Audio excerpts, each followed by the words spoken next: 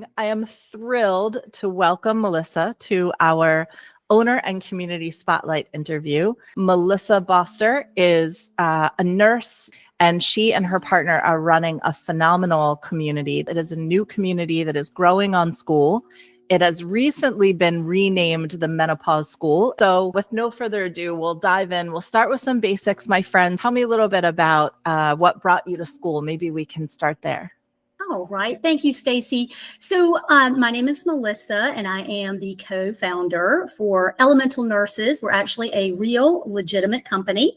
My partner, Marisa, and I, we're both nurses, have been for 30 plus years.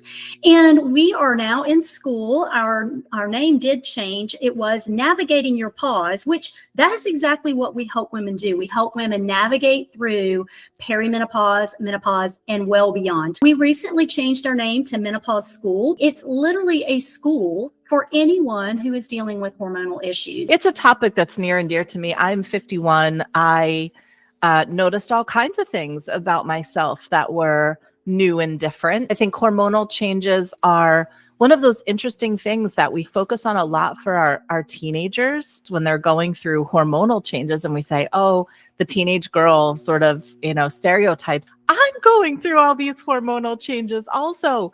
And we just don't really talk about it very much. It usually takes about 20 to 30 years of from the research date until the time it catches up in actual practice. So if you look back at a timeline and you really look back at what a woman's lifespan was 30, 40, 50 years ago, women only lived until about 60. So menopause literally was, if you think about it, starting at 50 to 55, it really was the end stage of a woman's life. Interesting. So that is why who wanted to talk about that? Like, it was depressing, right?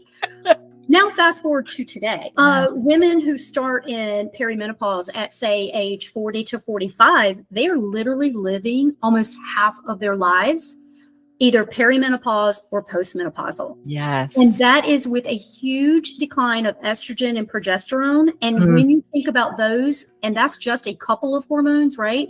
But the estrogen and progesterone that decline, when your estrogen starts declining in midlife, it is actually less protection for your heart and your brain and your bones. Wow. So if you think about that, if you have estrogen up here and then it's dipping over those 10 years in your 40s and 50s, you're losing all that protection for your heart, cardiac issues. Yes. You're losing the protection for your bones. You can think about osteoporosis. Yes. And also your brain function. And that is actually showing up now. I think it's about 80% of Alzheimer's and dementia patients are women. Wow. And that is because your estrogen is lowering. And so you're losing all of that protection. Wow. And I That's think stunning. about it. It is stunning. It really is. Why am I doing this? Because I want longevity with good health. Yes. I don't want to think of myself not being able to get up from a chair. I don't want to think about myself not having good cognitive function. Yes. And all of these things really hit me personally. I'd say around the time I turned 50. And I started noticing, they call it brain fog, and it sounds so cute. Oh, brain fog. You've got brain fog. You've got mom brain, pregnancy brain, hormone brain fog. It's not cute. No, it's not. It's very disruptive. And for professional women like yourself and myself, yes, you can be in the middle of a meeting and completely lose your train of thought. Yes. Cannot even think of the most common word that you were trying to think of. Yes. And all of that is rooted in your hormones. And when you think about nutrition, that's also playing a part, preventing the brain fog. In essence, and this is part of what we focus on in the human practice, as you know, I lost some of the peace. I was no longer able to access all of the experiences, all of the wisdom in any given moment. I could feel almost betrayed by my brain. It's part of why I joined your community. So I was watching and just sort of learning a little bit more about you and Marisa and thinking, oh yeah, like this is real talk. This is a space where I can come and feel completely at ease. There are all these things that are kind of stigmatized or we don't talk about them.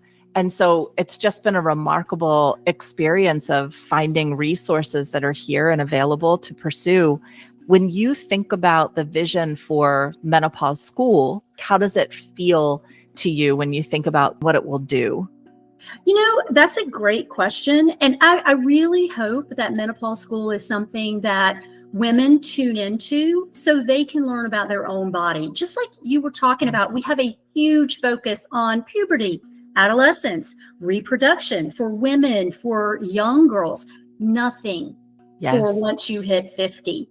It's literally like, oh, your ovaries aren't working anymore. So we can just turn that whole part of your body off. And that's just not the case.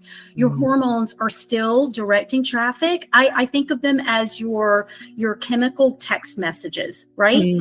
And they're fast. They're very fast. If the text message is sent and there's no one there to receive it, it can't get into the right cell.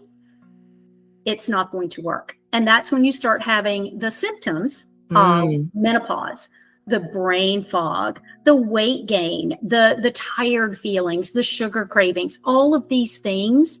I mean, the list goes on and on. There's dryness, there's joint pain. I mean, it's just, I think there's about 30 different menopausal symptoms that most people literally only know: weight gain, brain fog. They're all manageable if you have the right system. And that is literally, it is nutrition, it is fitness, it's cognitive strategies, mindfulness, journaling, it's keeping yourself on track. So I really want women to have the tools that they can do these things for themselves. And if they need accountability, that is where a more intense program with myself, with Marisa, literally, and I'm not trying to plug our program. You should plug your program. Plug your program. Okay. Well, so that is where it differentiates from a community, right? Yes. And in the community, we are all supporting each other. We're all wanting to hear about your great things that are going on, the challenges that you're having, etc. But when you really want to make sustainable changes, that's when you need a real path, a real roadmap. And that is for hormonal clarity. And really it's learning those things that you can do that are within your control, easy things. But you need someone to show you the way, and you need to be accountable to someone.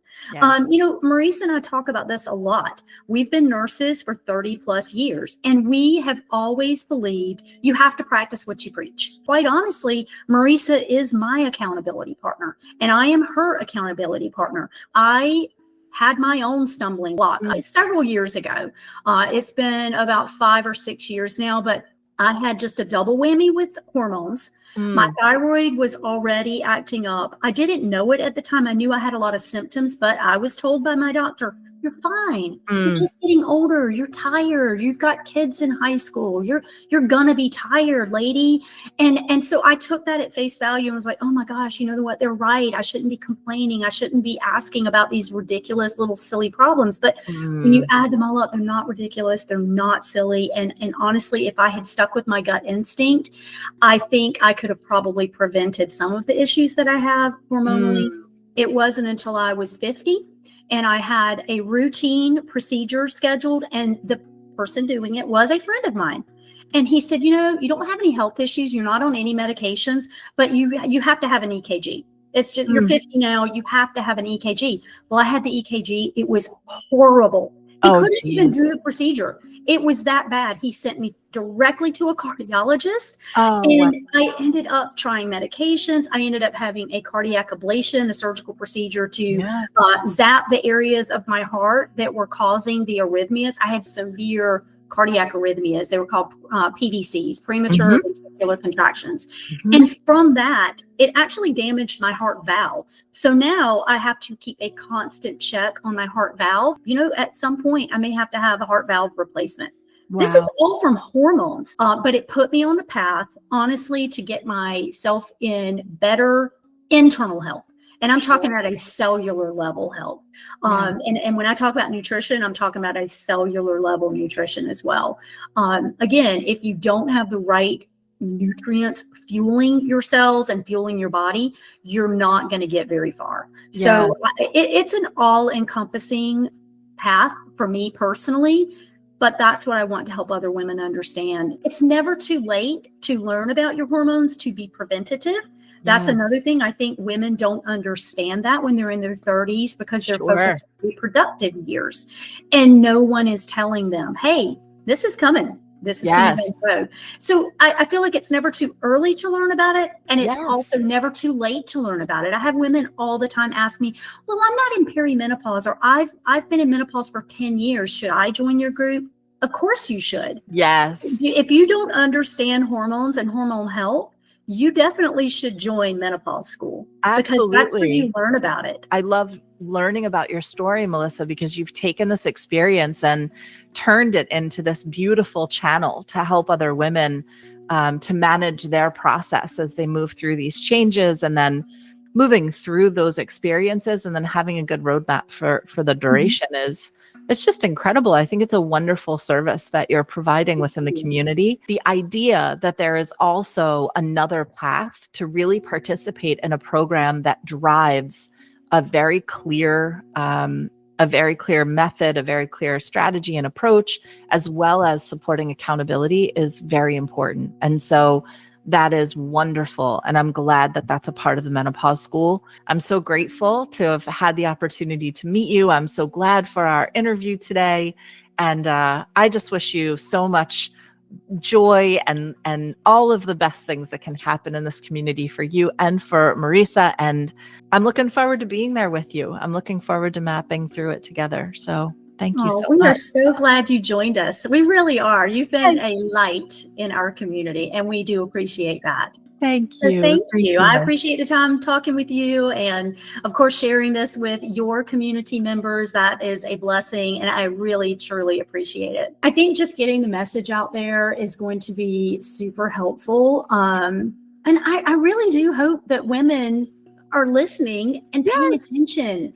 Because my mother-in-law has always said, it's not the years left in your life, it is the life left in your years. I hope women are paying attention for their daughters, because like our generation got the shaft. And that's part of where I think the beauty of community plus a program and experience come into play. You don't walk away with something you need to go off and do on your own. You can have these conversations with people who are in similar space and similar life experience. There's just a lot of power in the structure of the platform.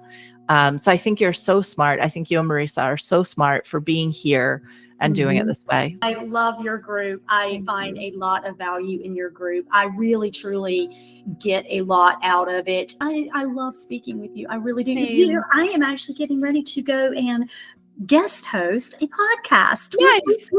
Yeah, so you're good and warmed up. That's excellent. I am good and warmed up for That's sure. Awesome.